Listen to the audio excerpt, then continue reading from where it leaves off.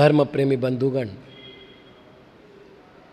अभी हम आचार्य श्री एवं उनकी भाषा समिति इस विषय की कुछ चर्चा करेंगे। जैन सिद्धांत शास्त्रों के अनुसार दो इंद्रिय जीवों से लेकर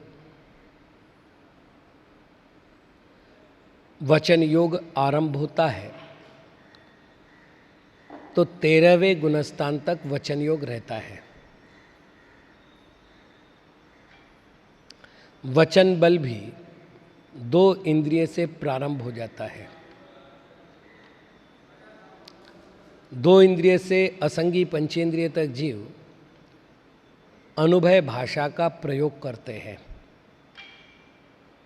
संगी पंचेंद्रिय जीवों में चारों ही प्रकार की भाषाएं पाई जाती है, सत्य, असत्य, उभय और अनुभय।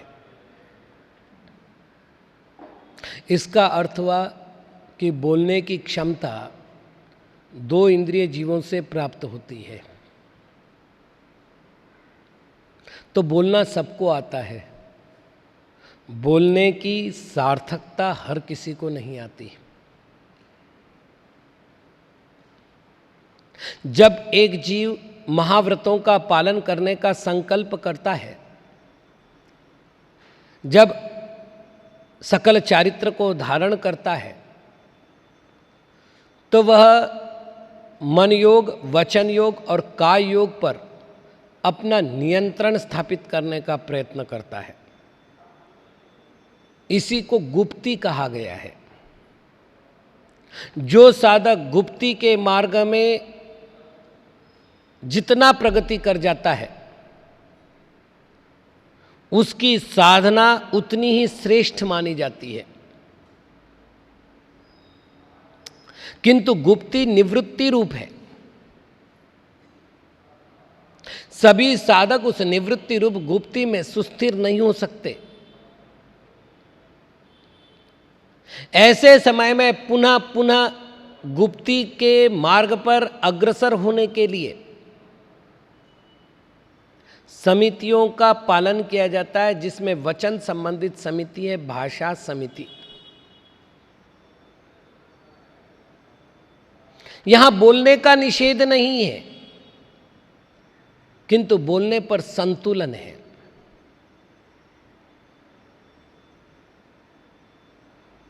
वचन सीमित हो ये आवश्यकता नहीं है, लेकिन वचन सारयुक्त हो ये आवश्यक है। भाषा समिति स्वयं एक ऐसा तप है कि इस वाचनिक तप को करने वाले को वाचा सिद्धि होती है।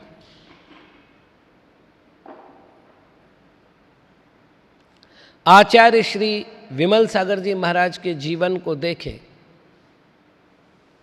तो उनके छोटे से जीवन काल में वचन सिद्धि के अनेक अनेक उदाहरण मिलते हैं। उन्होंने किसी को कुछ कह दिया,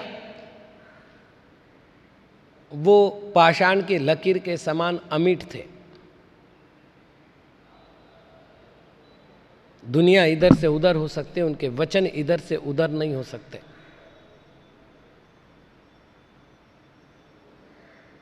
ऐसे ही साधुओं को देखकर एक कवि ने लिखा था, अजब तेरी महिमा गुरुवर सुनहाक समय रुक जाता है, आदेश जिधर का देते हो इतिहास उधर झुक जाता है।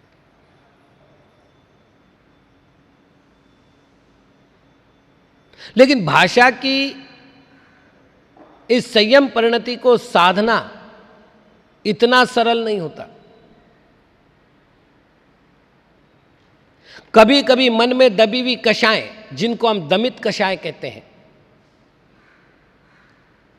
ये भाषा को उच्छृंखल बना देती है। और तब जो नहीं बोलना चाहिए मुख से अपने आप निकल जाता है।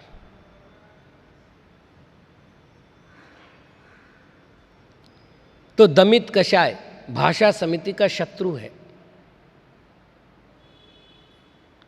अविचारित बोलना आचार्य श्री का मानना था। बोलने से पहले विचार करो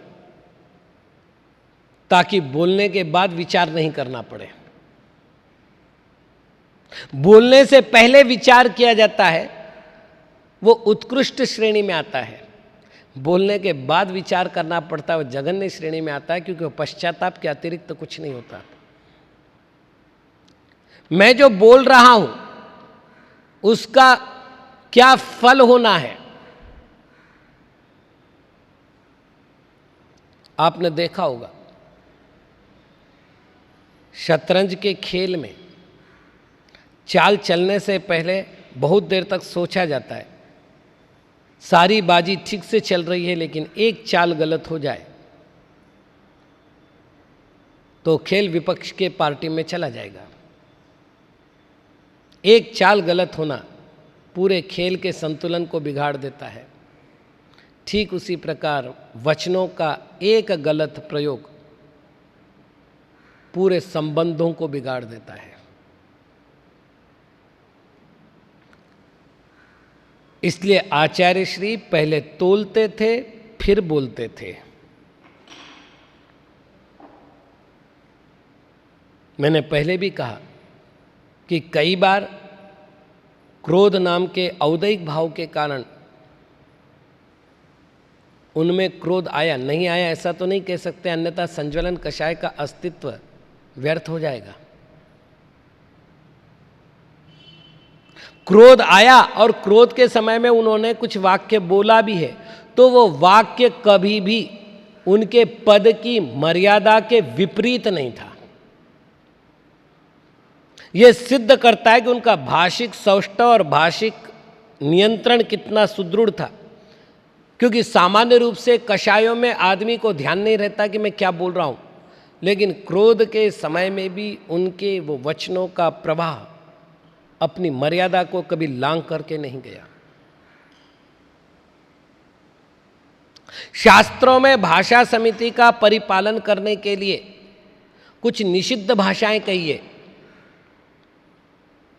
और कुछ विधेयात्मक भाषाओं के प्रयोग का वर्णन किया है। यदि हम निषेधात्मक भाषा की ओर चले तो आचार्य श्री ने अनेक गुण संपन्न होते हुए, विशाल संघ के नायक होते हुए, अनेक प्रकार के ज्ञान विज्ञान से युक्त होते हुए भी कभी भी अपने मुख से अपनी प्रशंसा नहीं की,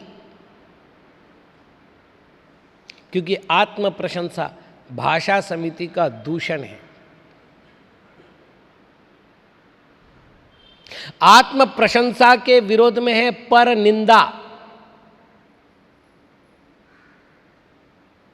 दो प्रवृत्तियां होती है, तू मुझसे कनिष्ठ है, यह सिद्ध करने के लिए दूसरों के अवगुण गाए जाते हैं, जिसको निंदा कहते हैं, और मैं तुझसे श्रेष्ठ हूं यह बताने के लिए अपनी प्रशंसा की जाती है।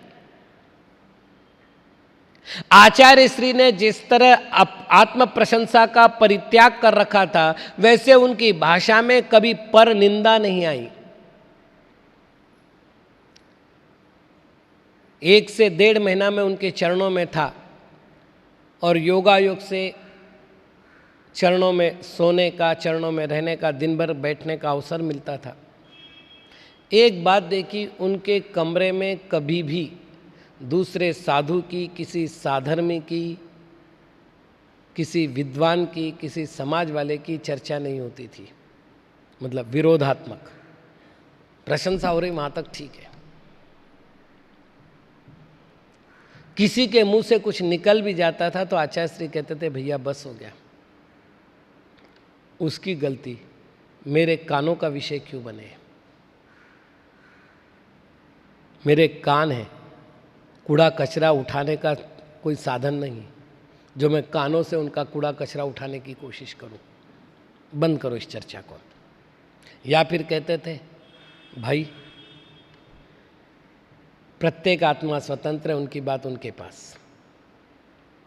अपने मुंह से कभी भी उन्होंने परकीय दोषों का उच्चारण नहीं करना, वो तो ठीक, समर्थन भी नहीं किया कि वो दोषी है। एक विद्वान ने उनके विरोध में, मैं नाम नहीं ले रहा हूँ विद्वान का भी, उनके विरोध में बहुत कुछ बातें समाज में प्रचलित की। समाज वाले आचार्य श्री के पास गए कि महाराज वो ऐसा कह रहे हैं, तो महाराज ने कहा सभी आत्माएं स्वतंत्र हैं, वो अपनी परिणति का करता है, ठीक है वो कह रहा है तो वो गलत बोल रहा है, उसको पाप लगेगा, वो नरक जाएगा, या समाज को उसको नियंत्रित करना चाहिए। कोई आक्षेपात्मक भाषा नहीं थी, निरपेक्ष और मतलब बिना किसी आक्षेप के भाषा बोलना तो कोई आचार्य विमल सागर महाराज से सीखना चाहिए थे। कोई आक्षेप नहीं। यदि आप उनके प्रवचन को भी देखो, कई प्रवचन तो वर्तमान में उपलब्ध है जो कैसेट के रूप में है, आप देखोगे मतलब जीवन के लगभग 10 या 15 वर्ष जो अंतिम है उसमें वो 10 मिनट से ज़्यादा कभी प्रवचन नहीं कर सके, क्योंकि सयादवादमती माता जी थी, भरत सागर महाराज थे, और भी साधु थे, उनके प्रवचन होते थे, उसके अंत में उनका प्रवचन का नंबर आता था। लेकिन उस 5 मिनट में इधर उधर की चर्चा करने की अपेक्षा उन्होंने हमेशा वस्तु का कथन किया और अपने विषय को पूर्णता दे दी। जिस विषय का प्रस्तुतिकरण करना है उसमें ऐसा कोई भी आरोप प्रत्यारोप तर्क वितर्क इनको कोई स्थान नहीं था, बिल्कुल सहजगम्य भाषा थी। जैसे एक बालक निष्पाप होकर के बोलता है, वे 75 वर्ष से अधिक भी रहे और उस दिनों में भी प्रवचन किया तो बालकवत निष्पाप होकर के ही बोलते थे। ये उनकी भाषा समिति का सबसे बड़ा कंट्रोल था। उनकी भाषा में कभी किसी का परिहास नहीं था। संघ में देखते थे हम, आचार्य भरत सागर जी महाराज उस समय उपाध्याय थे, रोज साधुओं को कुछ प्रश्न देते थे। अब बूढ़े साधुओं से बहुत बड़ी बड़ी बात तो याद नहीं होती, तो छोटी छोटी बात दे दी। कल 6 आवश्यकों के नाम पूछेंगे, कल सामायिक आवश्यक के 6 भेद पूछेंगे। तो अब दिन भर साधु जो है वो याद करते थे। फिर दूसरे दिन उपाध्याय श्री किसी से भी कहते थे, आप किसी का नाम लिया, भाई आप बोलो आप बोलो। एक सामान्य परिणति है किसी के भी, वो याद करने को कर लेता है, लेकिन जब मनोबल सुदृढ़ नहीं होता तो जिनके सामने सुनाने का नंबर आता है उनके सामने जैसे ही जाता है वो पूरा उत्तर नहीं दे पाता। तो उत्तर नहीं देते थे तो आचार्य श्री उनका कभी परिहास नहीं करते थे। ये एक बड़ी विशेषता देखी हमने। डांटा फटकारा नहीं वो तो ठीक है, लेकिन उन्हें मजाक भी नहीं उड़ाई। होता है वयोवृद्ध अवस्था में स्मरण शक्ति कम होती है, आपने अच्छा प्रयत्न किया और प्रयत्न कीजिएगा। अरे भाई आप लिख लेते तो याद करने में थोड़ी सुविधा होती, देख लो कल से अच्छा करना। मतलब उनका जो वचन होता था वो वचन दूसरे को उत्साहित करता था, हतोत्साहित नहीं। ये उनकी भाषा की एक और विशेषता थी। सामान्य कहता तेरे को इतना नहीं आता, क्या फायदा इतने बड़े पद पर आकर के। सामान्य आदमी की भाषा में इस तरह का प्रयास आ ही जाता है, लेकिन इतने बड़े पद पर बैठने के बाद भी उनके मुंह से कभी भी किसी का परिहास नहीं हुआ। होता है ज्ञानावरण कर्म का उदय है, वयोवृद्धावस्था है, ये भाषा बोलते हुए वो उनके दोषों को ढकते थे और प्रेरित करते थे कि वो दोष दूर हो। और ये सच भी है, जिस व्यक्ति का सम्यक दर्शन विशुद्ध है वो उपगुण और स्थितिकरण अंग का तो पालन करता ही करता है। उसमें आचार्य श्री अपवाद कैसे हो सकते थे। आचार्य श्री के भाषा की एक और विशेषता थी, वे अल्प सार युक्त वचन नहीं बोलते थे। कई बार ऐसा होता है कि वक्ता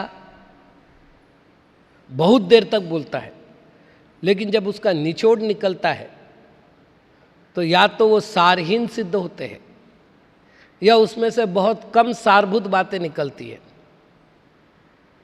लेकिन जिनका ज्ञान परिपक्व था, जिनका संयम परिपक्व था, ऐसे आचार्य श्री का प्रत्येक अक्षर सूत्रबद्ध था, या यूं कहूं मंत्रमयी था, क्योंकि मंत्र के प्रत्येक अक्षर के विशिष्ट अर्थ निकलते हैं, वैसे आचार्य श्री के प्रत्येक अक्षर के विशिष्ट अर्थ निकलते थे। निषेधात्मक भाषा में आचार्य श्री ने विकथाओं का त्याग कर रखा था। मूलाचार के अनुसार विकथाएं 17 है। सिद्धांत शास्त्र के अनुसार विकथाओं के मूल रूप से 4 भेद है। जहाँ प्रमादों के भेद किए वहाँ 4 भेद भी किए हैं, और नेमिचंद सिद्धांत चक्रवर्ती महाराज ने 25 विकथाएं की है। विकथाओं का कोई भेद का नियामक कोई मापदंड नहीं हो सकता, क्योंकि विषय जितने हैं उतनी विकथाएं हो सकती है। विकथा कहते हैं उसको जो विपरीत कथा है, या तो विपरीत मतावलंबियों द्वारा कथित कथा है, या जिसके द्वारा आत्मा में प्रमाद, कषाय और अज्ञान का जन्म होता है, ऐसी कथाओं को विकथाएं कहते हैं। जिन कथाओं को करने से मोक्ष मार्ग अवरुद्ध होता है और संसार मार्ग प्रशस्त होता है, बढ़ता है, वो विकथाएं हैं। अब वो कुछ भी हो सकती है। आचार्य श्री का प्रत्येक वाक्य तत्व प्ररूपक था। या तो उनके मुख से निकलने वाले कभी भक्ति का प्ररूपण कर रहे हैं, कभी ज्ञान का प्ररूपण कर रहे हैं, कभी आचरण व्यवस्था को बता रहे हैं। वैसे एक नियम है कि आचार्य जिस तरह का आचरण करते हैं, शिष्य वर्ग उसी आचरण का अनुसरण करते हैं। इसलिए आचार्य को अधिक सजग होकर के अपना प्रत्येक आचरण करना पड़ता है। आचार्य श्री तो विशाल संघ के स्वामी थे, वो अपने भाषा में विशाल और विस्तृत आचरण नहीं करते, श्रेष्ठ आचरण नहीं करते, तो संघ में भाषा समिति का पालन कैसे होता। विधेयात्मक भाषा की चर्चा करते समय तत्वार सूत्र में एक पद दिया है, वो है अनुविचि भाषण। अनु यानी के अनुसार, विचि यानी लहर। यहाँ विचि का अर्थ करे सिद्धांत, विचि का अर्थ करे श्रुत ज्ञान, विचि का अर्थ करे आगम। ऐसा भाषण, अर्थात वह भाषण जिसको करने से शास्त्र की मर्यादा का विकास होता हो, शास्त्र की मर्यादा का प्ररूपण होता हो, शास्त्र के विरोध में नहीं जाता हो। सामान्य रूप से क्या होता है, लोक रंजन की जब भावना मन में आती है तो शास्त्र की मर्यादा साधक भूल जाता है, और फिर वो अनुविचि भाषण की जगह अर्थात जिनवानी की जगह जनवाणी बोलने लगता है।